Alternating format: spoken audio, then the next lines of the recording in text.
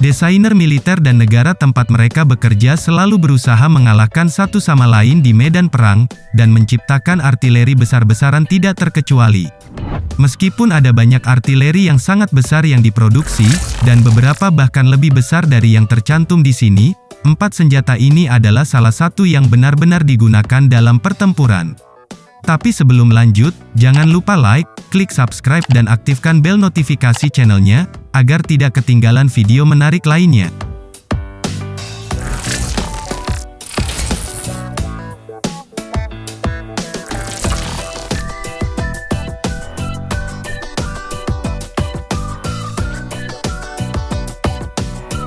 Satu. Schwerer Gustav Endora. Schwerer Gustav adalah artileri terbesar yang dibangun dengan berat keseluruhan 1.350 ton, dan berat proyektil 15.700 pon. Sedangkan peluru 800 mm adalah yang terbesar yang pernah ditembakkan dalam pertempuran. Senjata itu juga memiliki jangkauan lebih dari 24 mil. Senjata ini pada awalnya dirancang untuk digunakan melawan Prancis meskipun misi itu gagal. Sebagai gantinya, senjata tersebut dikerahkan ke front timur melawan Uni Soviet. Schwerer Gustav memasuki pertempuran selama pengepungan Jerman atas Sevastopol pada Juni tahun 1942. Senjata itu diawaki oleh lebih dari 1.400 awak, dan 250 orang untuk merakit senjata, 2 batalion anti pesawat untuk melindunginya, dan sisanya untuk memuat dan menembakkan senjata.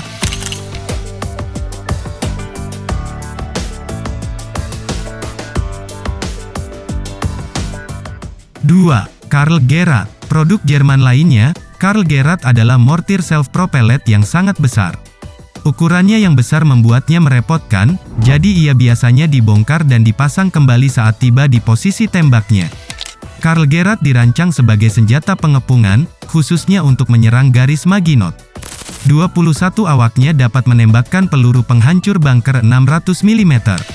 Sebanyak 7 dari senjata ini diproduksi. Karl Gerhardt melakukan debut tempurnya ketika 3 meriam menembaki benteng di Brest-Litovsk selama fase pembukaan Operasi Barbarossa pada bulan Juni tahun 1941.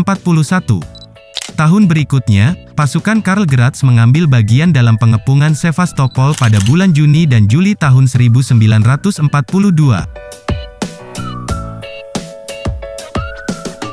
3. Obiser D520 model 1916. Obiser D520 adalah meriam kereta api yang dikembangkan oleh Perancis selama Perang Dunia I. Namun, karena proses pengadaan yang tertunda, meriam pertama tidak mencapai tujuan akhir sampai tahun 1917 di mana peluru meledak sebelum waktunya dan menghancurkannya. Model Obiser D520-1916 menembakkan peluru 520 mm dengan berat lebih dari 3.600 pound ke jarak lebih dari 8 mil.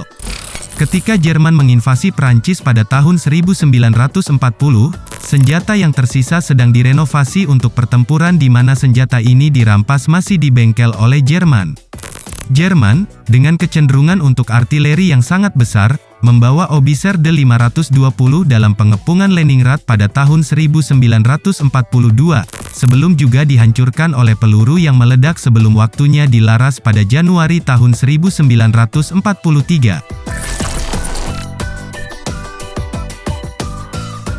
4. Big Bertha and Gamma Morser.